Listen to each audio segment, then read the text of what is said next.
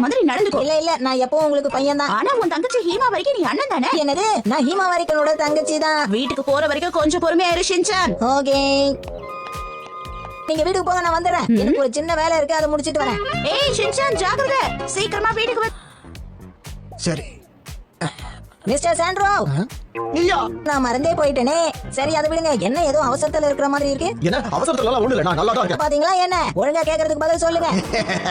உன்னோட ஹாம்பர்கரை எனக்கு கொடுத்துரு, இல்லன்னு வெச்சுக்கோ. நான் விட்டதையே செய்றீங்க. வாய்க்கு வந்ததெல்லாம் பேசாத. நான் அந்த ஹாம்பர்கரை திருட பார்க்கல. அத முதல்ல நீ நல்லா புரிஞ்சுக்கோ ஷின்சான். சரி அது இருக்கட்டும். நீங்க இந்த கடைக்கு முன்னாடி என்ன பண்ணிட்டு இருக்கீங்க?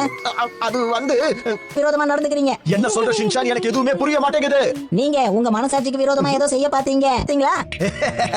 நீ எனக்கு ஹாம்பர்கர் கொடுக்கலனா உன்னோட நகத்தை நான் வெட்டிடு.